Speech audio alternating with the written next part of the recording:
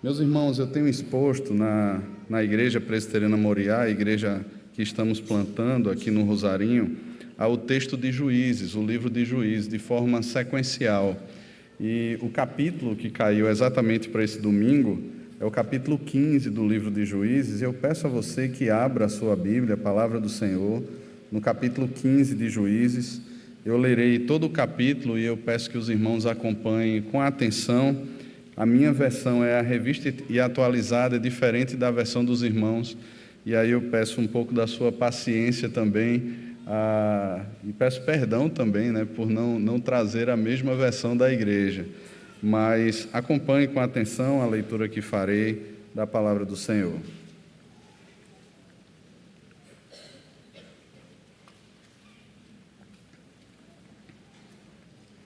Juízes, capítulo 15. Nos diz assim a Escritura Sagrada: Passado algum tempo, nos dias da ceifa do trigo, Sansão, levando um cabrito, foi visitar a sua mulher, pois dizia: Entrarei na câmara de minha mulher. Porém o pai dela não o deixou entrar. E lhe disse: Por certo pensava eu que de todo a aborrecias, de sorte que a dei ao teu companheiro. Porém não é mais formosa do que ela, a irmã que é mais nova? Toma-a, pois, em seu lugar. Então Sansão lhe respondeu: Desta feita sou inocente para com os filisteus, quando lhes fizer algum mal. E saiu e tomou 300 raposas, e tomando fachos, as virou cauda com cauda, e lhes atou um facho no meio delas. Tendo ele chegado, fogo aos tições, largou-as na seara dos filisteus, e assim incendiou tanto os molhos como o cereal por ceifar, e as vinhas e os olivais. Perguntaram os filisteus: Quem fez isto? Responderam: Sansão, o genro do Timnita, porque ele tomou a mulher e a deu a seu companheiro. Então subiram os filisteus e queimaram a ela e a seu pai. Disse-lhe Sansão: Se assim procedeis, não desistirei enquanto não me vingar. E os feriu com grande carnificina, e desceu e habitou na fenda da rocha de Etã. Então os filisteus subiram e acamparam-se contra Judá, e estenderam-se por Leí.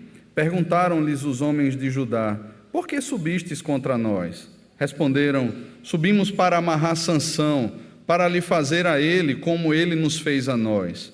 Então 3.000 homens de Judá desceram até a fenda na rocha de Etã, e disseram a Sansão: Não sabias tu que os filisteus dominavam sobre nós? Por que, pois, nos fizeste isso? E ele lhes respondeu: Assim como me fizeram a mim, eu lhes fiz a eles. Descemos, replicaram eles, para te amarrar, para te entregar nas mãos dos filisteus. Sansão lhes disse: Jurai-me que vós mesmos não me acometereis. Eles lhe disseram: Não, mas somente te amarraremos e te entregaremos nas suas mãos, porém de maneira nenhuma te mataremos. E amarraram-no com 2 cordas novas e fizeram-no subir da rocha. Chegando ele a Leí, os filisteus lhe saíram ao encontro, jubilando. Porém o Espírito do Senhor de tal maneira se apossou dele, que as cordas que tinha nos braços se tornaram como fios de linho queimados, e as suas amarraduras se desfizeram das suas mãos. Achou uma queixada de jumento ainda fresca à mão, e tomou-a, e feriu com ela 1.000 homens. E disse: Com uma queixada de jumento um montão, outro montão, com uma queixada de jumento feri 1.000 homens.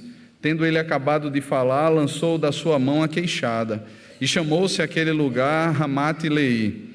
Sentindo grande sede, clamou ao Senhor e disse: Por intermédio do teu servo deste grande salvação. Morrerei eu agora de sede e cairei nas mãos desses incircuncisos?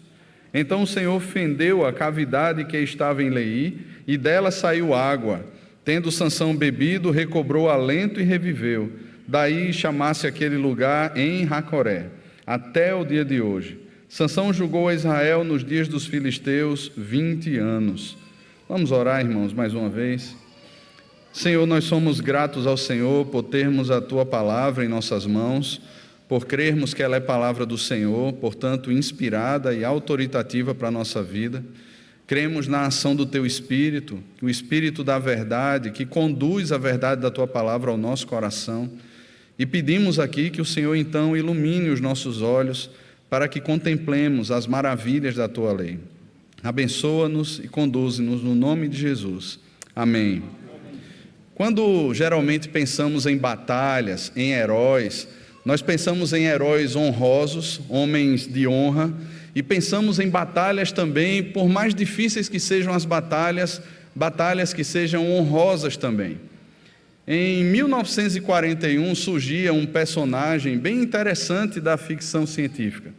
Esse personagem ele surge exatamente no período da Segunda Guerra Mundial e ele surge com a intenção de levantar a moral do exército americano, mas também de levantar a moral de todo cidadão norte-americano, porque muitos deles estavam tristes pela demora da batalha e também por perceberem que muitos dos seus não voltariam mais para casa. É criado então um personagem em quadrinhos.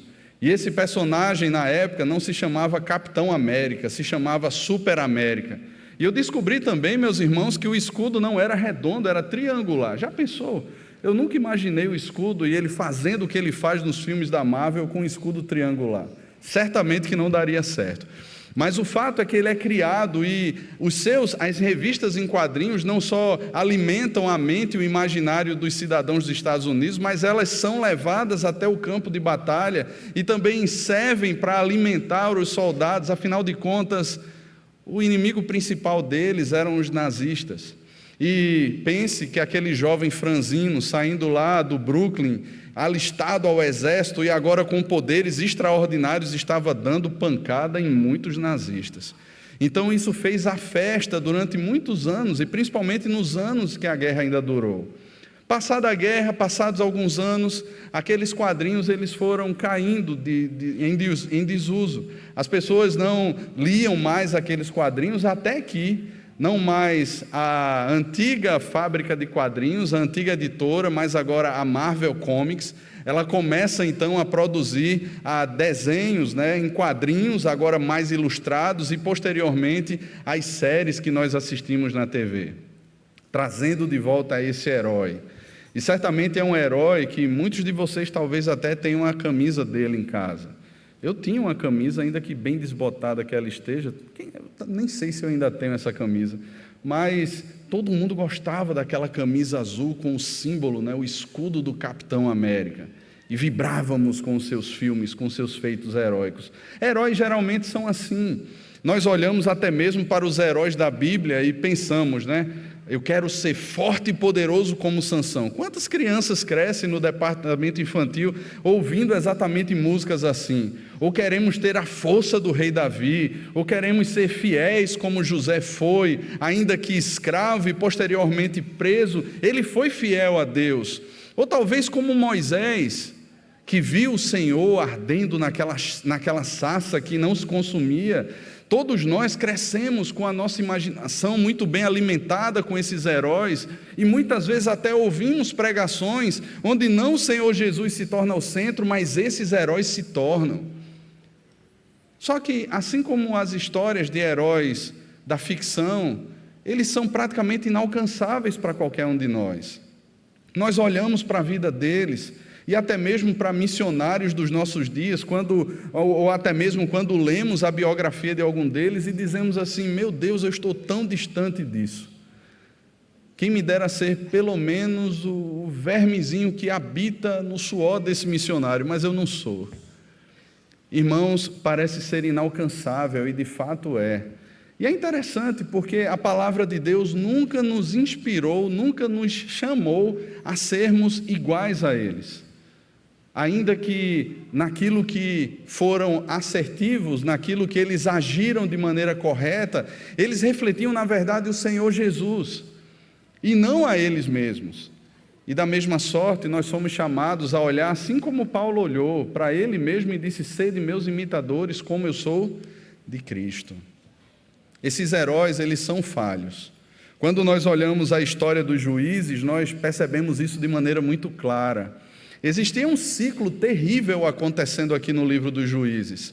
O ciclo era o seguinte: eles faziam o que era mal perante o Senhor os entregava nas mãos de um opressor, eles eram oprimidos muitas vezes por anos, e Deus suscitava ali um juiz que vinha e que libertava aquele povo. E não pense aqui que o juiz era como os juízes dos nossos dias, de repente no seu escritório, e quando atuando no tribunal com uma toga muito bem paramentado, com equipes de assessores. Não, eram homens de guerra, eram homens brutais, eram homens que colocavam medo nos outros, e eles estavam sendo levantados por Deus exatamente para liderar os exércitos do Senhor contra os seus opressores.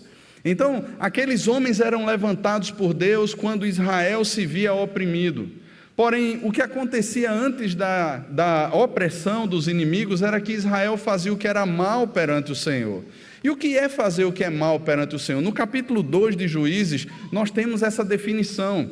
Eles deixavam de adorar o Senhor, eles não sabiam mais quem era o Senhor, eles deixavam de reconhecer os feitos do Senhor, quem os tirou, quem os libertou da terra do Egito e com mão forte os conduziu para a terra prometida. Eles não lembravam mais, nem louvavam mais a Deus por seus feitos salvíficos, e consequentemente eles se entregavam à idolatria. Aquilo que Deus havia dito por meio de Josué aos moradores, aos guerreiros das tribos, aos líderes das tribos e a todo o povo, que eles deveriam expulsar os moradores da terra, eles não fizeram. Muitas vezes temendo os seus carros e cavalos, muitas vezes temendo os seus armamentos, e muitas vezes porque não quiseram de fato espalhá-los da terra, retirá-los da terra, e pensaram que talvez fazendo os seus servos eles seriam bem servidos. O fato é que eles assimilaram a cultura dos pagãos, eles absorveram toda aquela cultura, esquecendo-se do Senhor, esquecendo-se dos seus feitos salvíficos, e esquecendo também, e passando a adorar falsos deuses, passando a cultuar e assimilando a cultura pagã daquele tempo. Meus irmãos, esse era um risco que foi predito pelo Senhor desde Deuteronômio. Quando Moisés estava orientando o povo ali nas campinas de Moabe a ingressar na terra, Moisés falou sobre isso ao povo, que eles não deveriam tomar para si das filhas dos filisteus, das filhas dos cananeus, nem entregar os seus filhos em casamento, porque o risco da assimilação, o risco de passarem a adorar outros deuses era um risco real. Mas é exatamente isso que acontece no texto de Juízes, e em cada ciclo nós vemos juízes sendo levantados pelo Senhor, a começar ali por Otiniel, um homem fiel ao Senhor, e depois nós vemos essa espiral descendente, a espiritualidade não só do povo, mas de cada juiz caindo também. E nós chegamos à história de Sansão, e o contexto aqui desse texto, ele está bem próximo ao nascimento de Sansão. Sansão, ele é filho de um homem chamado Manoá e de uma mulher que era estéril. Essa mulher, nós não temos o nome dela, ela é uma mulher sem nome. Mas essa mulher, ou a essa mulher, o anjo do Senhor apareceu, e o anjo anunciou a essa mulher que essa mulher teria um filho. Esse filho deveria ser consagrado ao Senhor por um voto de Nazireu desde o ventre materno. Ele não deveria ter a cabeça ou os cabelos da cabeça cortado, ele não deveria ter qualquer contato com o fruto da videira, nem mesmo com o caroço da uva, nem a casca de uma uva, nem tampouco beber bebida forte. Esse era o voto ao Senhor. Quando nós olhamos o que diz o texto de Números, nós percebemos que não era só isso, ele não podia tocar em cadáver, ele não podia nem se aproximar, e se caso isso viesse a acontecer, ele deveria então ter a sua cabeça rapada, se dirigir até o sacerdote, pagar uma oferta e então, quem sabe, reassumir o seu voto. Só que esse era um voto voluntário, que os jovens de Israel muitas vezes faziam. Sansão não teve escolha. O anjo do Senhor impôs isso para a mãe de Sansão desde o seu ventre materno, e ela mesma não podia tocar em bebida forte, nem provar do fruto da videira. A ela já estava vetado essas participações. Sansão, então, no final do capítulo 13, ele nasce, e o último versículo do capítulo 13, o versículo 25, diz é que o Espírito do Senhor passou a incitá-lo.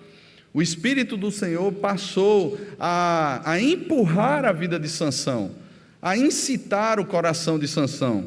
E o capítulo 14 nos começa não tão bem quanto esperávamos que começasse. Afinal de contas, o Espírito de Deus está agindo no coração de Sansão.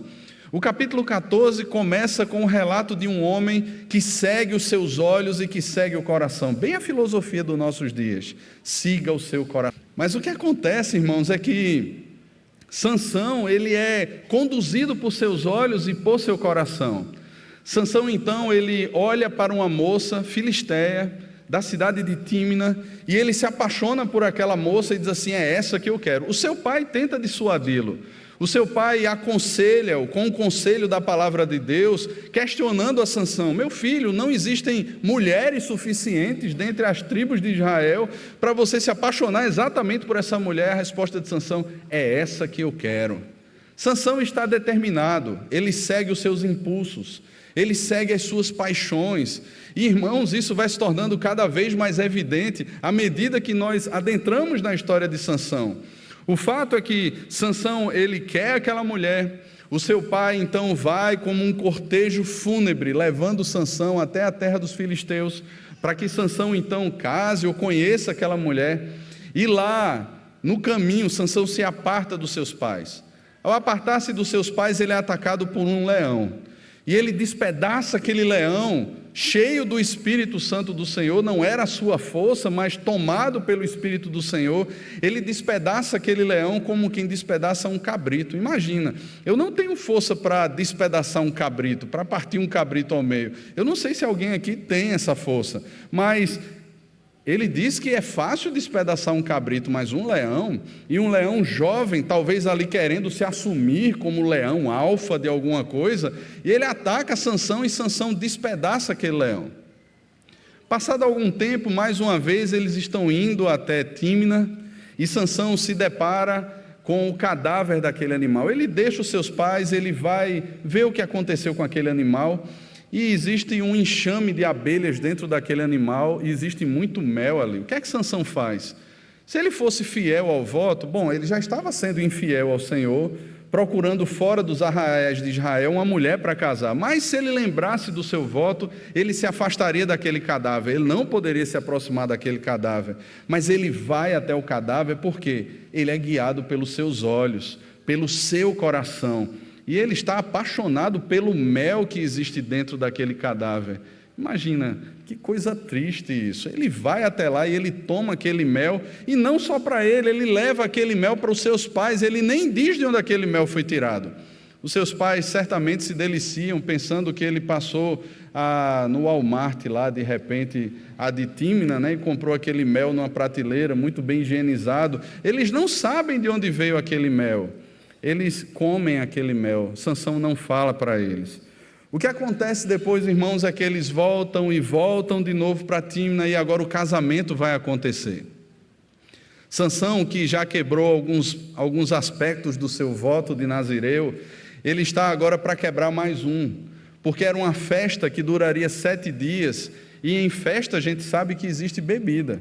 E Sansão participa daquela festa, e é dado a Sansão 30 companheiros para que acompanhem Sansão durante aquele período de casamento. Só que não são israelitas, eles são filisteus. Eles são postos para acompanhar Sansão, e Sansão, se sentindo tão à vontade no meio deles, Sansão resolve então trazer à tona um enigma. E Sansão faz um enigma que para qualquer um deles seria indecifrável. Para nós é decifrável porque a palavra de Deus já nos diz o que é, mas para aqueles homens era indecifrável. Sansão então fala e revela ali que do leão, ou daquele que matava, daquele que era o agressor, ele diz exatamente assim: do comedor saiu comida, e do forte saiu doçura. Quem adivinharia o que é que isso diz?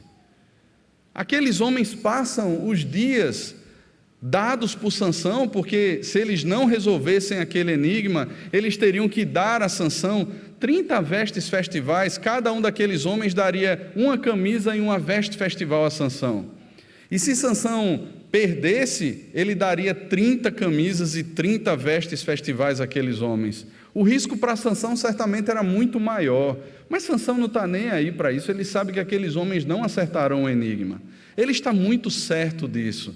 E de fato, irmãos, era impossível para que acertassem. O que é que eles fazem então?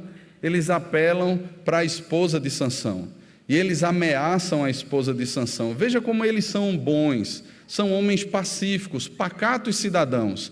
Eles chegam para a esposa de Sansão e dizem assim: olha, se você não nos disser qual é o enigma, nós vamos queimar você e queimar toda a casa do seu pai. Veja como eles são bons. Assim são os filisteus. E Sansão estava tão à vontade no meio desses homens. Estava convivendo como se eles fossem filhos do pacto também, filhos da aliança. Estava se aliançando com uma filha dos filisteus, e esses homens são brutais. Esses homens não conhecem a Deus, eles não conhecem a palavra de Deus, eles não têm pacto com o Senhor, e cada vez mais isso vai ficando claro. A mulher de Sansão, então, como aquela mulher de Provérbios que parece uma goteira caindo de um balde, ela chora todos os dias e importuna o seu marido. Até que Sansão não aguenta mais e ele conta o enigma para sua esposa. O que é que ela faz? Ao invés de confiar o que aconteceu ao seu esposo, ela, como uma boa filisteia, ela corre e conta aos seus patrícios. Ela não confiou no seu marido, ela não falou das ameaças para ele, ela simplesmente ouviu o segredo do enigma, correu para os seus patrícios e quis se livrar do problema que dizia respeito a ela e à casa dos seus pais, mas não o problema que agora Sansão tinha para resolver, de pagar as 30 vestes para aqueles 30 homens.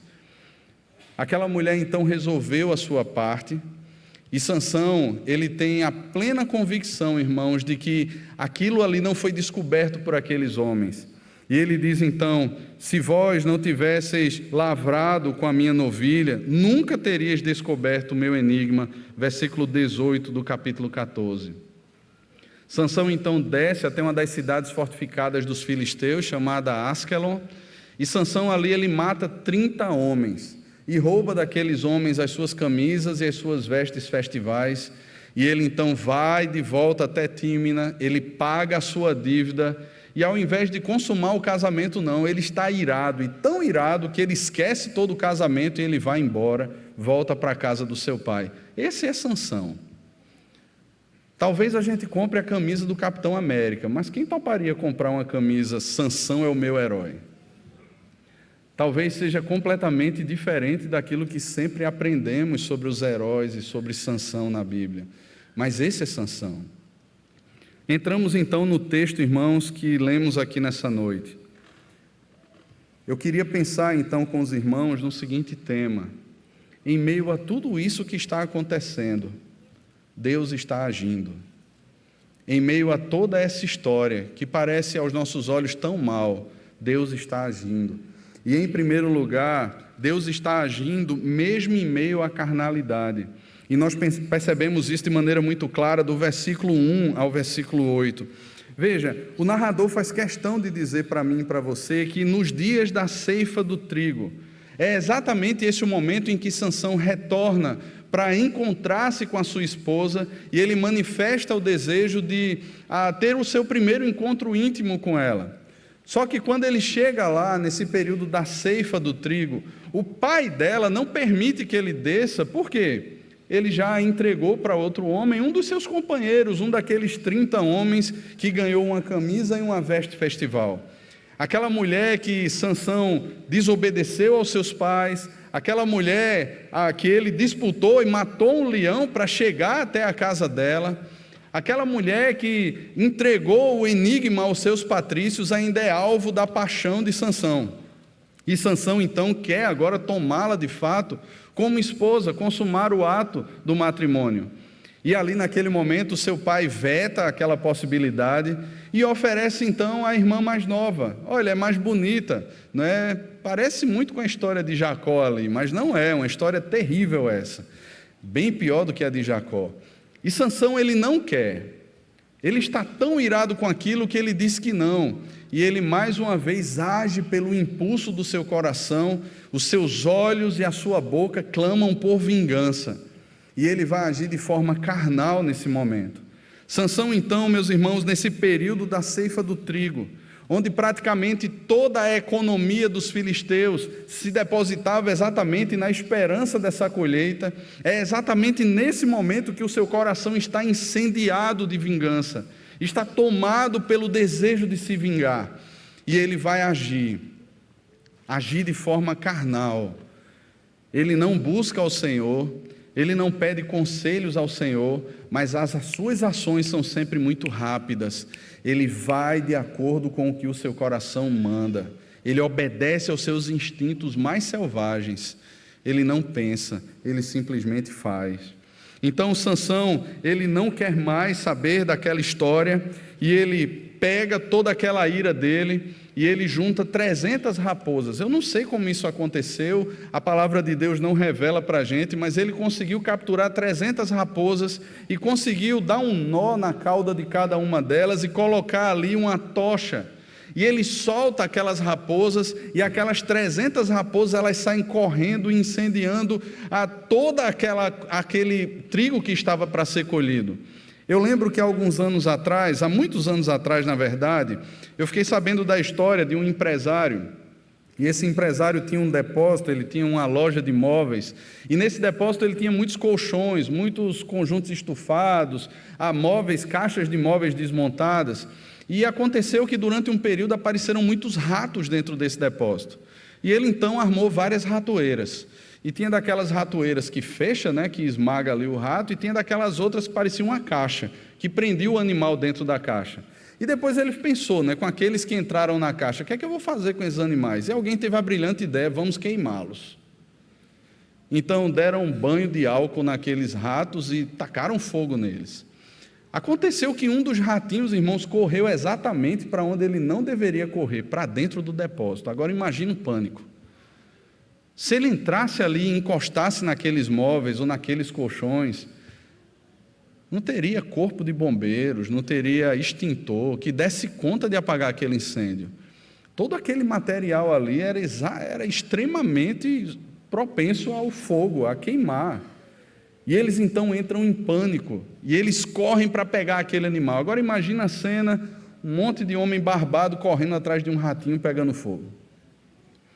Aqui são 300 raposas, não tem como segurar, não tem como voltar atrás, não tem como de repente dar um reset e dizer assim, vamos esquecer esse plano, vamos pegar as raposas de volta. Não, elas já estão soltas, elas já estão correndo e tacando fogo em tudo que elas passam, em todo canto. E o que acontece então, irmãos, é que toda a economia dos filisteus ali é posta em chamas e pó em um instante. Aquilo tudo queima, e os filisteus então se perguntam, quem fez isso? Foi Sansão, o genro do sujeitinho lá de Tímna. Ele ficou com raiva porque ele entregou a sua esposa para um seu companheiro.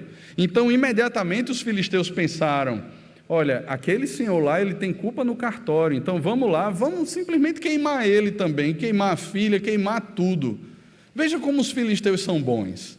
Vejam como eles são amistosos, eles vão até lá e se vingam de um patrício seu, de alguém que também era filisteu, queimando não só a sua filha, mas queimando ele e todos os seus bens.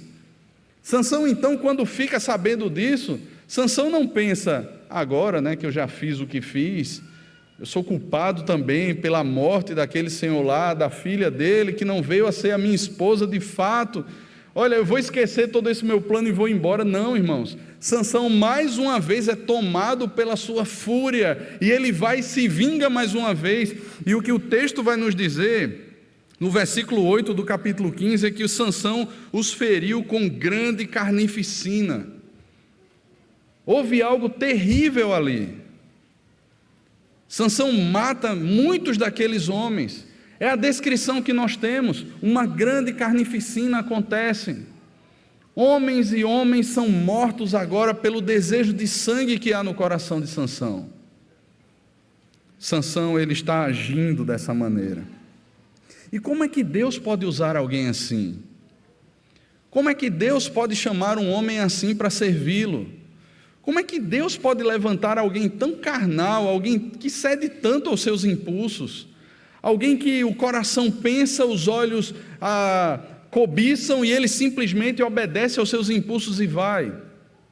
Timothy Keller, comentando esse texto, ele diz o seguinte: a verdade impressionante é que Deus trabalha por meio de pecadores e de situações pecaminosas.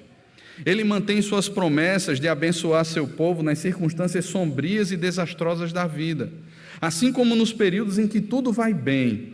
Nem mesmo o nosso pecado impede Deus de nos salvar ou de nos usar. De forma misteriosa, quase que invisível e, em geral, acima de nossa compreensão, Deus age por meio de escolhas voluntárias e quase sempre erradas que fazemos. Em todas as coisas, Deus trabalha para o bem daqueles que o amam. Meus irmãos, o fato é que Deus está usando tudo isso que está acontecendo com Sansão, e a chave para nós compreendermos isso, eu peço a você que olhe no capítulo 14, o versículo 4, essa é a chave, irmãos, para entendermos tudo o que está acontecendo. Veja o que é que nos diz o versículo 4 do capítulo 14: mas seu pai e sua mãe não sabiam que isto vinha do Senhor, pois este procurava ocasião contra os filisteus, porquanto naquele tempo os filisteus dominavam sobre Israel. Veja qual é o plano maior de Deus. Claro, Deus não está incitando o pecado no coração de Sansão. Deus não está levando Sansão a pecar. Mas Deus está usando até mesmo esses atos carnais de Sansão, os desvios de Sansão, porque é um plano maior, e a providência de Deus conduz até essas ações pecaminosas nesse sentido, para os santos e sábios propósitos do Senhor. Meus irmãos, isso é maravilhoso, isso é extraordinário, isso me revela algo muito importante. Nenhum de nós, irmãos, nenhum de nós está isento de agir com carnalidade. Nenhum de nós pode olhar para si e dizer assim: olha, eu sou justo a partir de mim mesmo. Nenhum de nós tem condições de olhar para a própria vida e dizer assim: olha, me imite a partir de mim. Olhe para mim, eu sou o seu exemplo. Os fariseus tentaram fazer isso. E Jesus fala da justiça dos fariseus, que usavam a sua própria régua, a sua própria medida para julgar aos outros.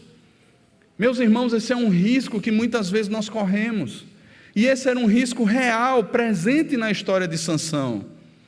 Eu espero que nenhum de nós desonre o nome do Senhor, seja escândalo para o evangelho do Senhor, cedamos ao nosso coração e digamos assim: olha, como Sansão fez, eu posso fazer também, afinal de contas Deus pode usar isso. Não, irmãos.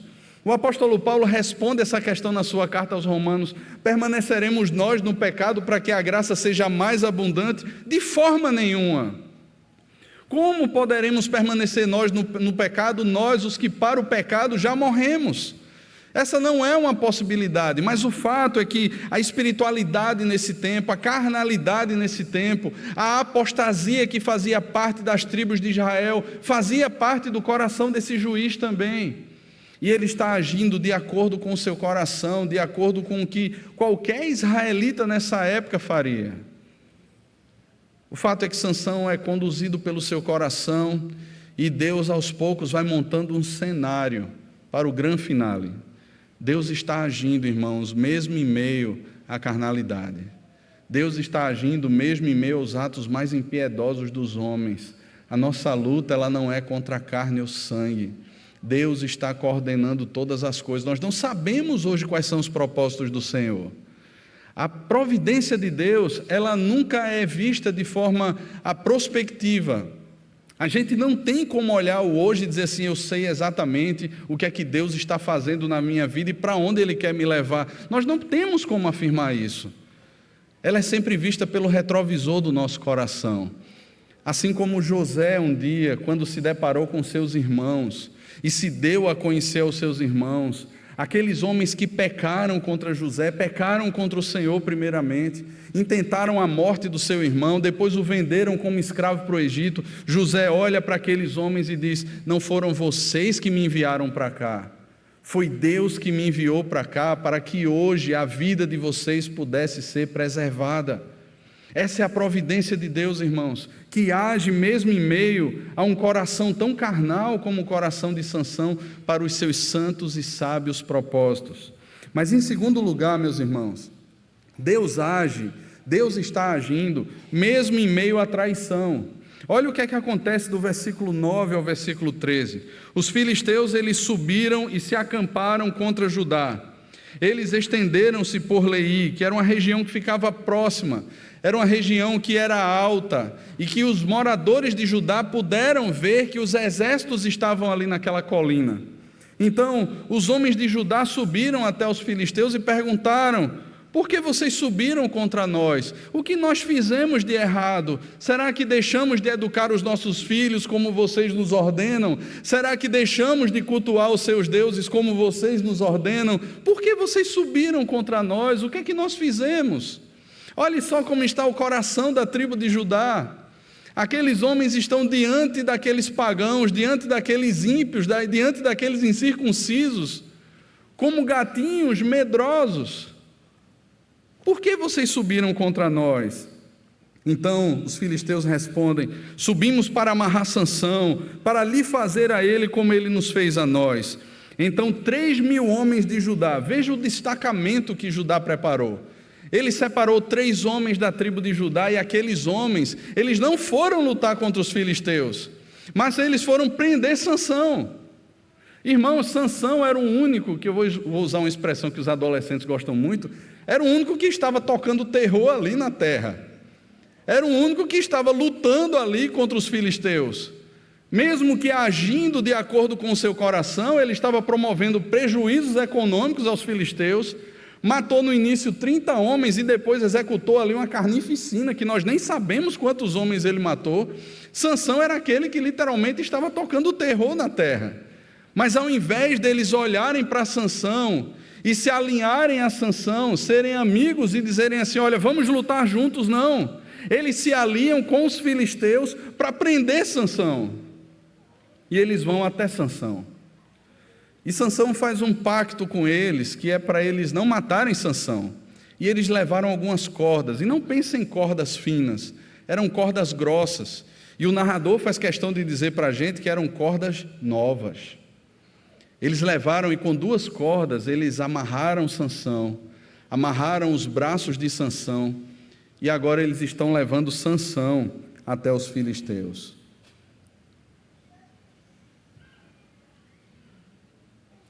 Não sabias tu que os filisteus dominam sobre nós? Irmãos, essa é a pergunta que os homens de Judá fazem a Sansão. Sansão, você não sabia disso? Você estava onde esse tempo todo? Nós vamos sim amarrar você e levar você. Olha o mal que você está nos fazendo. Por que você não ficou como todos nós, com a boca fechada? Por que você não negociou a sua integridade? Que loucura é essa que você fez, Sansão? Como assim, Judá? Um comentarista nos lembra o papel de Judá em liderar as tribos de Israel. O capítulo 1 de Juízes, o versículo 1 e 2, quando eles ingressam na terra prometida, eles buscaram ao Senhor, os filhos de Israel buscaram ao Senhor, e perguntaram ao Senhor como deveria ser o ingresso à terra, e o Senhor diz assim: sigam a Judá, Judá liderará vocês. Irmãos, o que é que está acontecendo com Judá? A tribo que deveria liderar o povo de Deus está agora completamente refém dos filisteus, questionando Sansão e amarrando Sansão. Você não sabia, Sansão, que eles dominam sobre nós? O que é que você nos fez, Sansão? Meus irmãos, eles não pensaram 2 vezes em se mostrar infiéis ao Senhor, mas também eles não titubearam em obedecer aos filisteus. Eles foram infiéis ao Senhor e fiéis aos filisteus. Sabe, irmãos, eu penso que é exatamente isso que o mercado faz conosco.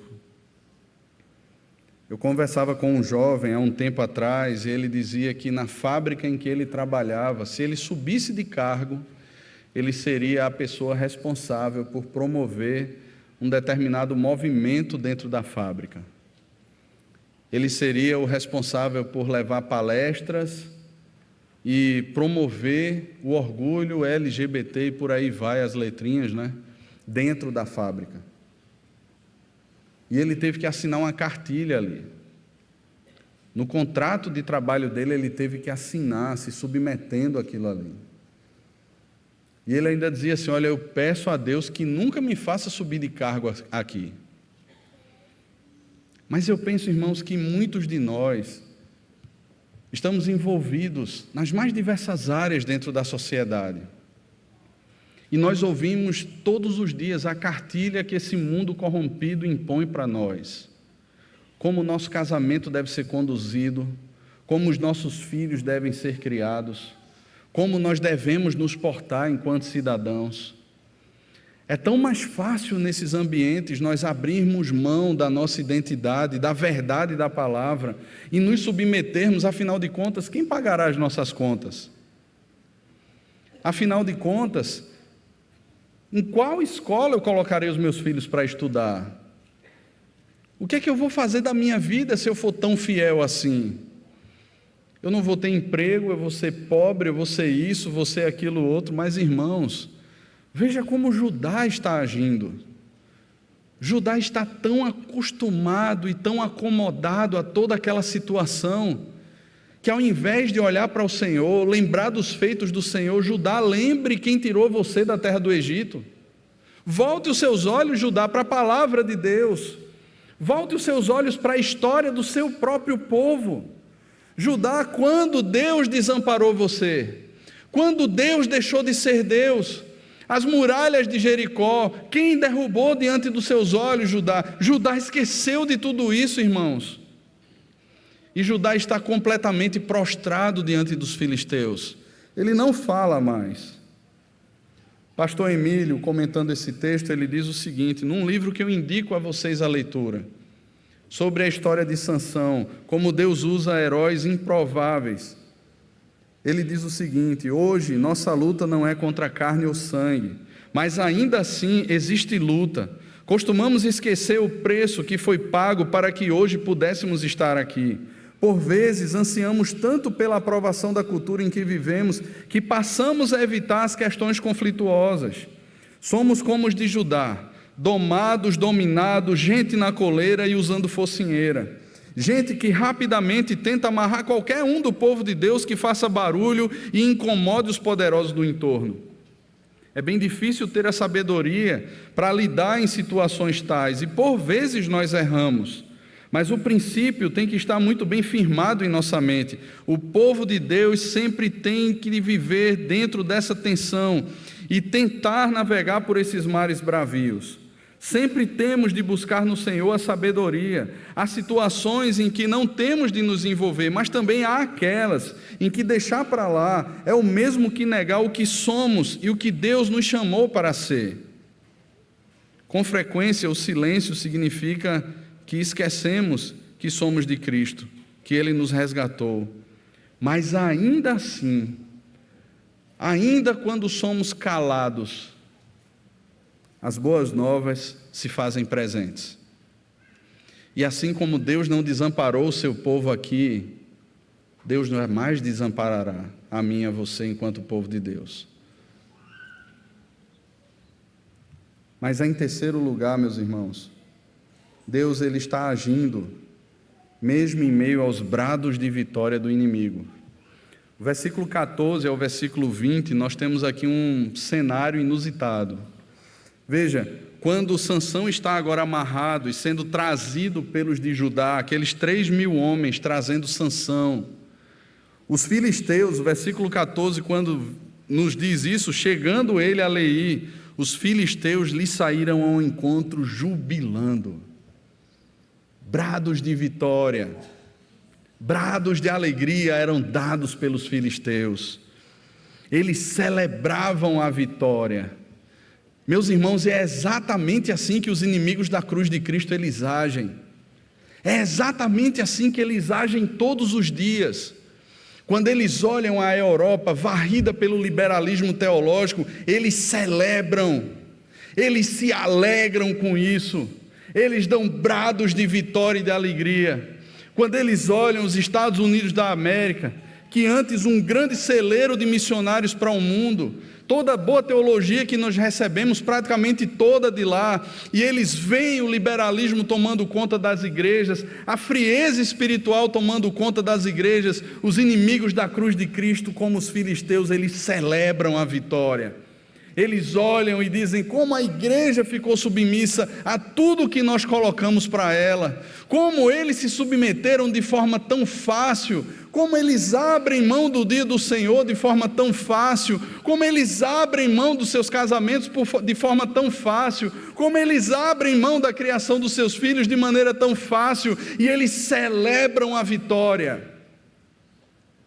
Quando nós assinamos do nosso trabalho aquilo que não deveríamos assinar, quando nós não cumprimos as leis de trânsito, das mais simples às mais complexas, quando nós não criamos os nossos filhos na disciplina e na amoestação do Senhor, irmãos, quando nós somos infiéis, é como se nós estivéssemos amarrados, sendo trazidos por aqueles que fazem parte do próprio povo de Deus, e isso alegra os filisteus. Isso alegra os inimigos da cruz de Cristo, afinal de contas, eles conseguiram paralisar aqueles que são de Deus. E eles celebram a vitória, eles se alegram com isso. Eles deixaram a igreja exatamente como eles queriam, fria, fraca. Nós deixamos de pregar o Evangelho, nós aderimos ao politicamente correto. Para que falar de Cristo ao nosso companheiro lá de trabalho? Para que pregar a palavra? Nós nos assentamos todos os dias ao lado de pessoas que estão mortas nos seus delitos e pecados, e sabemos exatamente, irmãos, qual é o remédio para isso, mas nós nos calamos. É muito melhor para mantermos ali o nosso status. É muito mais fácil nós recuarmos, é muito mais fácil nós abrirmos mão, afinal de contas a pressão é muito grande sobre nós não temos como resistir, e é exatamente nesse momento que eles celebram a vitória. Eles conseguiram o que eles queriam, eles nos calaram, eles nos amarraram, colocaram a focinheira e a coleira em mim e em você, e nós estamos lá caladinhos como eles queriam. Irmãos, a democracia dos inimigos da cruz é: eu estou com você desde que você, ainda que não esteja comigo, não fale, não haja e se comporte bem. A partir do momento em que a igreja ela se levantar, meus irmãos, e começar a pregar de fato o Evangelho, a partir do momento que cada um de nós aqui, começarmos a ser de fato testemunhas de Cristo onde estivermos, a não nos contentarmos com esse século, a não nos contentarmos com essas migalhas que são dadas a nós em troca de uma paz que Judá pensava existir, mas não existia. A partir do momento, irmãos, que vivermos piedosamente, nós seremos perseguidos, irmãos. É exatamente isso que Paulo ensina ao seu filho na fé, Timóteo, na sua segunda carta. Todos quantos querem viver piedosamente em Cristo Jesus sofrerão perseguições. E não será diferente comigo ou com qualquer um dos irmãos aqui presentes. Judá estava calado. Os filisteus celebravam a vitória. Só que há uma reviravolta nesse texto. Porque enquanto eles celebravam a vitória, e enquanto nos nossos dias muitos celebram a vitória, o Espírito do Senhor se apossou de tal maneira de Sansão. Meus irmãos, Deus não chegou para Sansão com seu espírito e cantou a musiquinha: eis que estou batendo na portinha do seu coração. Essa ação que houve aqui foi uma ação drástica. O Espírito do Senhor não esperou que Sansão clamasse pelo Senhor. Aliás, não há nenhuma oração feita por Sansão aqui até esse momento. Ele se apossa de Sansão de tal maneira que aquelas cordas novas, grossas, elas são comparadas pelo narrador como fios de linho queimados. Facilmente viram pó. E Sansão, ele quebra mais um voto naquele momento. Para que nós tenhamos a plena convicção, irmãos, que não era a força de Sansão, não era a sua fidelidade ao voto do nazireu, mas era porque Deus queria, e Deus, por meio do seu Espírito, tomou Sansão. Sansão pegou mais uma vez algo que fazia parte de um cadáver. Ele pega a queixada de um jumento que estava lá ainda fresca. E com aquela queixada, irmão, Sansão mata 1000 homens dos filisteus. Nós sabemos agora o número de filisteus que cercam Judá. Veja, 3.000 homens de Judá, eles se curvaram diante de 1000 homens dos filisteus. E um só homem cheio do Espírito Santo do Senhor, com uma queixada de jumento, ele matou 1000 filisteus naquele dia.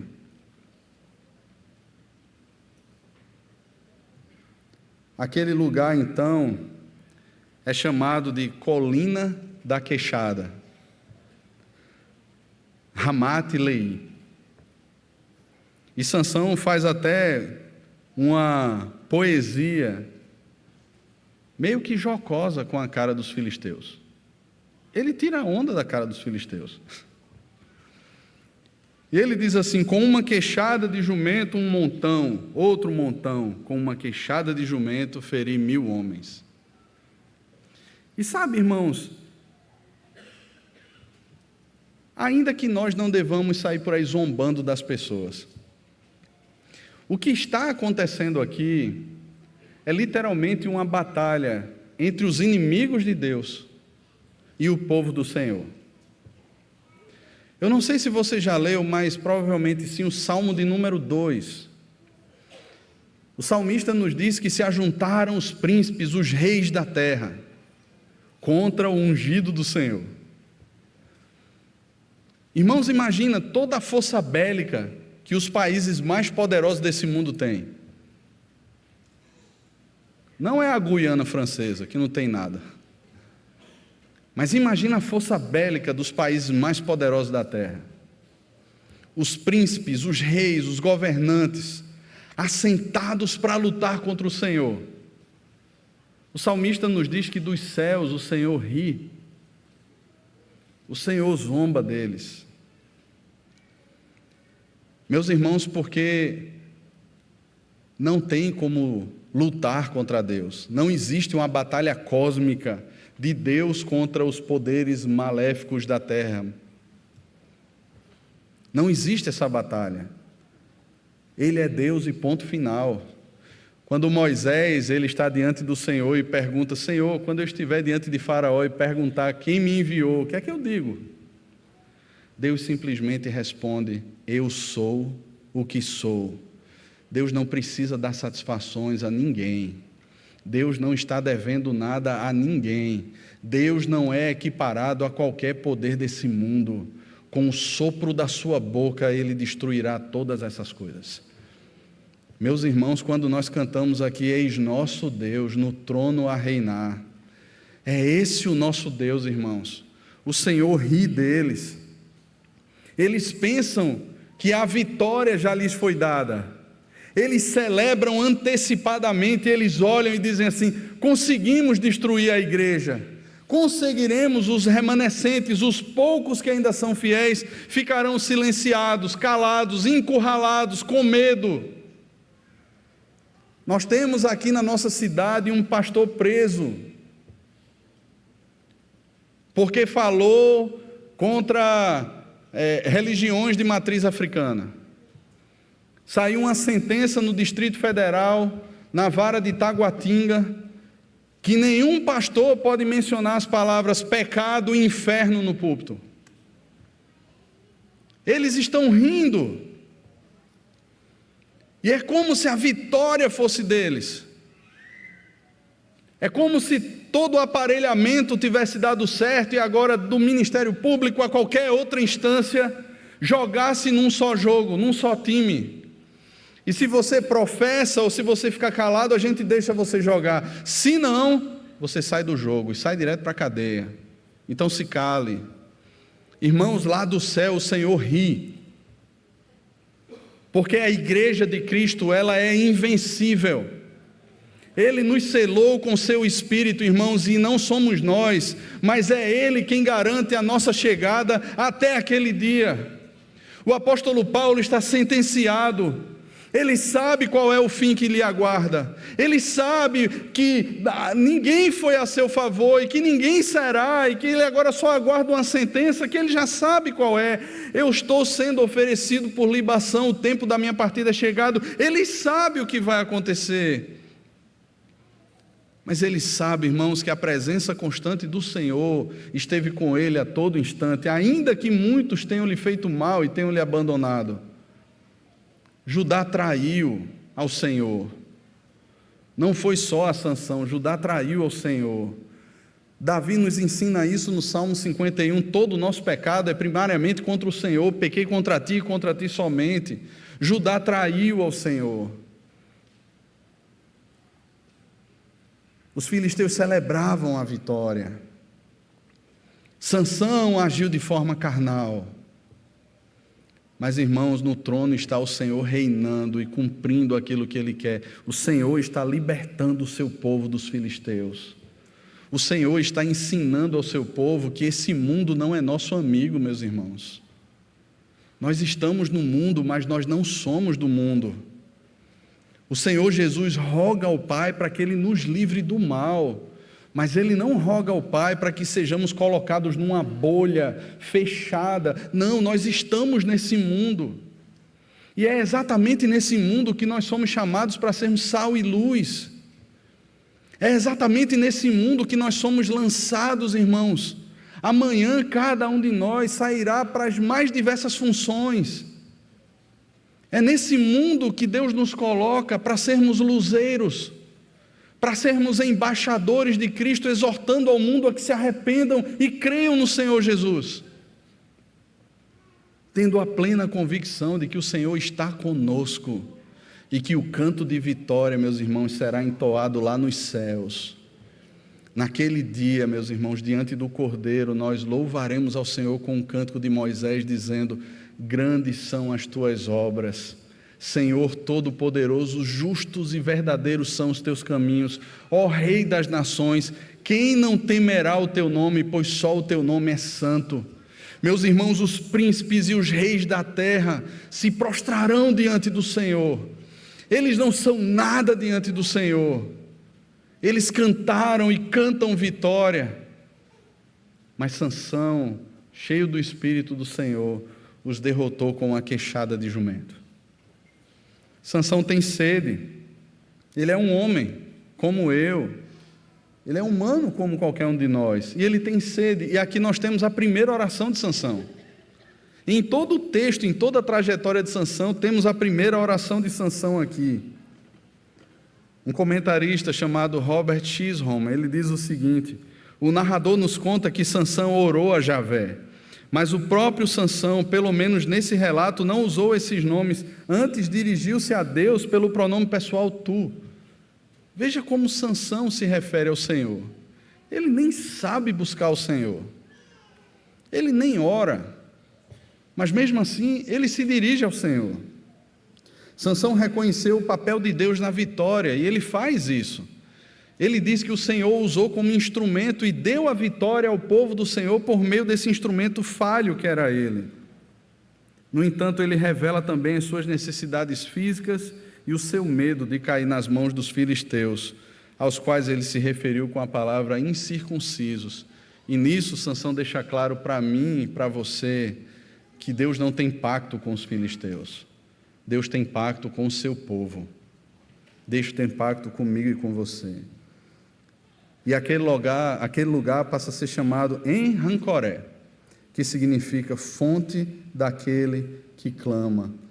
E assim o apóstolo Paulo nos chama, meus irmãos, para colocarmos diante do Senhor as nossas ansiedades, por meio da oração, da súplica, com ações de graça, tornando muitas vezes a igreja do Senhor, ou até mesmo o nosso quarto, como sendo a fonte daquele que clama.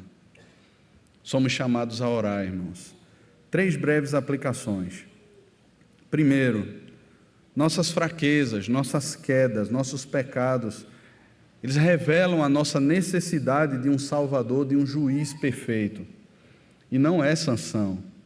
O próprio Sansão precisou desse juiz perfeito para ser salvo, assim como qualquer um de nós, irmãos. Então, hoje, participaremos da mesa do Senhor.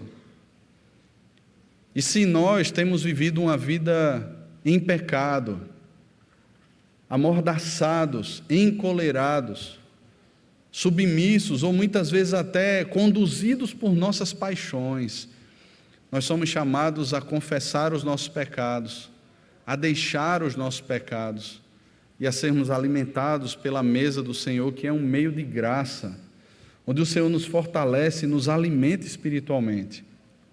Acima de tudo, irmãos, olhando para o nosso justo juiz, aquele que venceu a morte e o pecado. Nós ainda, irmãos, permanecemos com a presença do pecado no nosso coração, mas nós não somos mais escravos nem dominados pelo pecado. O pecado não terá domínio sobre nós. E assim somos, irmãos. Por isso, se você tem caído, se você está andando com a cabeça baixa, muitas vezes atordoado, bagunçado pelo pecado, é tempo de confessar ao Senhor. É tempo de abandonar o pecado, olhar para o justo juiz, olhar para o nosso libertador, aquele que já nos tirou de toda a opressão do diabo, do mundo e do nosso coração, e nos fez servos da justiça. O Senhor Jesus conhece o seu coração e o trono da graça está aberto, disponível para que possamos acessá-lo em ocasião oportuna. Em segundo lugar, meus irmãos, Jesus sabe o que é traição. Jesus ele foi traído por um dos seus com um beijo. Talvez a demonstração mais íntima de amizade. Aquele homem, Judas, ele se aproximou do Senhor Jesus e com um beijo ele entregou o Senhor Jesus. Da mesma sorte, nós já traímos e já fomos traídos também. Mas temos que ter a consciência, irmãos, que assim como Judá, toda a nossa traição é primeiramente contra o Senhor. E é a Ele que nós podemos buscar. Na cruz, Cristo pagou o preço pelas nossas traições. Por muitas vezes andarmos de cabeça baixa e nos submetermos ao sistema desse mundo.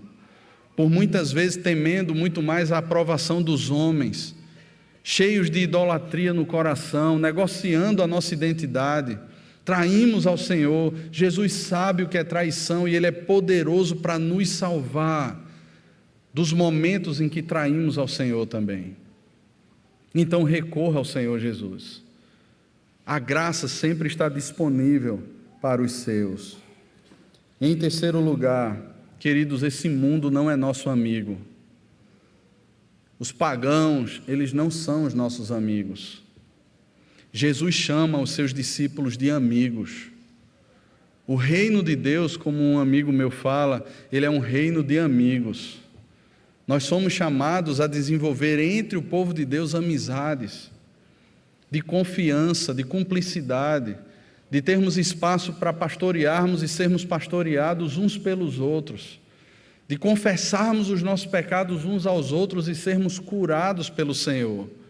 Mas não nesse mundo, irmãos, não com esse mundo, não com os filisteus que habitam a terra, não com os moradores desse mundo que não conhecem ao Senhor.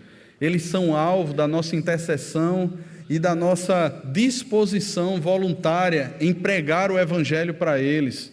Mas, queridos, esse mundo não é nosso amigo. O tempo todo o mundo tentará me arrastar e arrastar qualquer um de nós para o abismo. E celebrarão a vitória por cada um que é derrubado em campo de batalha. Como a W. Tozer já dizia, esse mundo não é um parque de diversões, é um campo de batalha. Mas o fato é que, ainda que eles cantem vitória hoje, a vitória final já foi dada ao povo de Deus pelo leão da tribo de Judá. Judá que antes traiu, foi exatamente de Judá que veio o Messias. E é o leão da tribo de Judá que virá pela segunda vez, não como cordeiro, para ser sacrificado em favor daqueles a quem o Pai escolheu desde a eternidade, não, mas como um leão, como um justo juiz, onde o tempo da oportunidade será fechado. E aí sim, irmãos, os que se acham poderosos, Aqueles que cantaram vitória antes do tempo se prostrarão, e ainda que não queiram confessar, confessarão que só há um rei. Assim como o Capitão América disse lá atrás, só existe um Deus que eu conheço, e ele não se parece com você, Loki. Só existe um Deus, meus irmãos.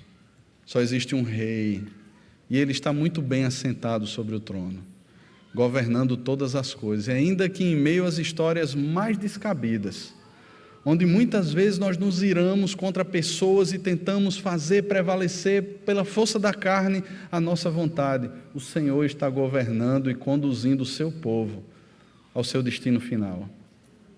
Ao seu destino final. Então somos chamados a descansar no Senhor. Um dia estaremos no novo céu e na nova terra, celebrando a mesa do Senhor, celebrando a vitória do Senhor. Mas hoje, no dia do Senhor, nós já somos chamados a celebrar essa vitória, porque ela já nos foi dada em Cristo Jesus. Ele é a nossa esperança, e nele está a nossa fé e o nosso amor.